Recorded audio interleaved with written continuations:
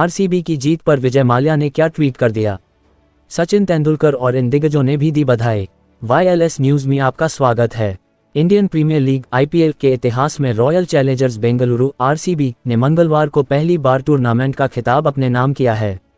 RCB franchise के पहले मालिक विजय माल्या ने भी इस मौके पर टीम को बधाई दी। वहीं दिग्गज खिलाड़ी सचिन तेंदुलकर समेत कई खिलाड़ियों ने RCB की इस जीत पर रिएक्ट किया है। विजय माल्या ने किया ट्वीट। विजय माल्या ने सोशल मीडिया प्लेटफॉर्म X पर लिखा, RCB आखिरकार 18 साल बाद IPL चैंपियन बनी है।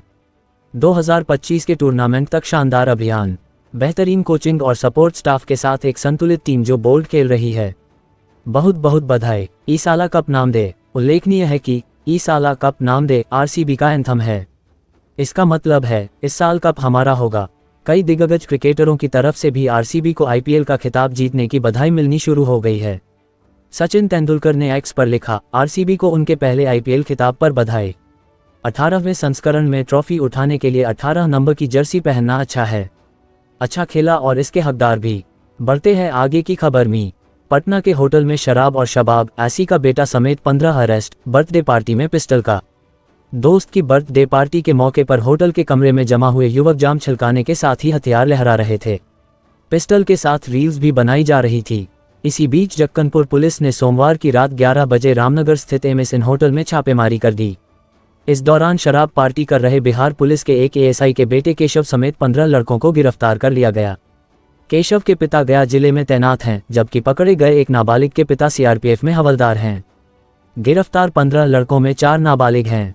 दरअसल सभी अपने एक दोस्त नाबालिग का जन्मदिन मनाने वहां इकट्ठा हुए थे। आरोपितों के पास से एक पिस्टल, एक मैगजीन, 4 गोली, 17 मोबाइल और 6.5 लीटर से अधिक अंग्रेजी शराब बरामद की गई, जबकि शराब और हथियार की सप्लाई करने वाला मुख्य आरोपित भाग गया। सहायक पुलिस अधीक्षक पटना सदर अभिनव ने बताया कि गुप्त सूचना मिली थी कि रामनगर स्थित MS होटल में कुछ युवक शराब पार्टी कर रहे हैं और पिस्टल लेकर रील्स बना रहे हैं। इस पर जक्कनपुर थानेदार ऋतुराज सिंह के नेतृत्व में पुलिस टीम ने होटल में छापेमारी की। पार्टी में लड़कियां भी आती थीं। ASP ने बताया कि बरामद पिस्टल दिव्यांशु की है। उसे मोहित लेकर रील्स बना रहा था। पूछताछ में आरोपितों ने बताया कि सभी मिलकर अपने दोस्त नाबालिग का जन्मदिन मना रहे थे। होटल में 4 कमरे विराट के नाम पर बुक थे। होटल संचालक के माध्यम से ही शराब उपलब्ध कराई जाती थी। पिस्टल खरीदने के लिए रौनक ने ही दिव्यांशु को रुपये दिए थे। पिस्टल पटना सिटी से 35,000 रुपये में खरीदी गई थी। सभी आरोपित होटल में बराबर शराब की पार्टी करते थे, जिसमें लड़कियां भी आती थीं। इनमें 2-3 युवकों का आपराधिक इतिहास भी मिला है। बढ़ते हैं आगे की खबर में। इंदौर कपल मिसिंग केस, जहां मिली राजा की लाश, वहां पहले भी हुई थी तलाश सोनम का कोई। मेघालय के शिलोंग में हनीमून मनाने गए और लापता हुए इंदौर के दंपति में से पति राजा रघुवंशी का शव रविवार को एक गहरी खाई से बरामद हुआ, जबकि उसकी पत्नी सोनम का अब तक कोई सुराग नहीं मिला है। राजा का शव करीब 150 फीट गहरी खाई में मिला, जो सड़ चुका था और उससे तेज बदबू आ रही थी। राजा का शव शिलोंग के सरकारी अस्पताल की मोर्चरी में रखवाया गया है, जहां आज उसका पोस्टमार्टम किया जाएगा। आखिरकार 11 दिन बाद कल दोपहर को लापता राजा का शव शिलोंग पुलिस ने खोज निकाला, लेकिन अभी यह पता नहीं चल पाया है कि राजा की हत्या हुई है या वह हादसे का शिकार हुआ है। साथ ही एक बार फिर मौसम की वजह से सोनम की तलाश अधूरी रह गई। शिलोंग पुलिस आज फिर उसकी तलाश करेगी। पुलिस को राजा के शव के पास से उनका मोबाइल फोन, पर्स, सोने की चेन और अंगूठी नहीं मिली है, सिर्फ एक स्मार्ट वॉच मिली है। परिजनों का कहना है कि जब वे इंदौर से रवाना हुए थे, तब राजा ने ये सभी चीजें पहनी हुई थीं। परिजनों का मानना है कि यह किसी सामान्य दुर्घटना से अलग किसी साजिश या वारदात की ओर इशारा करता है। राजा और सोनम के बैग उनके होमस्टे में मिले थे। बैगों की तलाशी लेने पर भी मोबाइल फोन और गहनों का कुछ पता नहीं चला।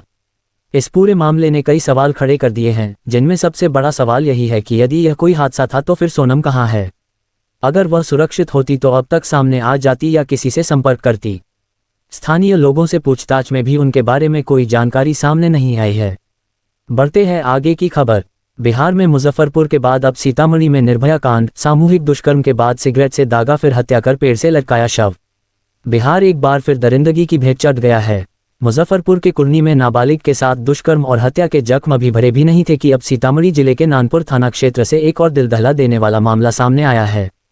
यहाँ रिश्तेदार के घर आए एक नाबालिग बच्ची को दरिंदों ने न सिर्फ गैंगरेप का शिकार बनाया, बल्कि हैवानियत की सारी हदें पार करते हुए उसकी बेरहमी से हत्या कर दी। बगीचे में 5 युवकों ने बनाया हवस का शिकार।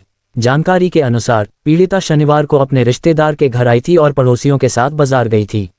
लौटने के बाद शाम को वह आम तोड़ने बगीचे की ओर गई, जहां पहले से मौजूद 5 युवकों ने उसे अपनी हवस का शिकार बनाया।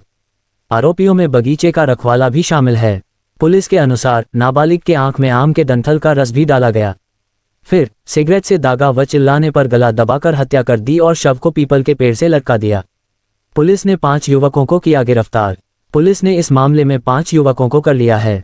दरिंदों की पहचान चटगौरा गांव के रहने वाले सत्यम कुमार, रणवीर कुमार, हर्षवर्धन कुमार, अजीत कुमार और रवि कुमार के रूप में हुई है।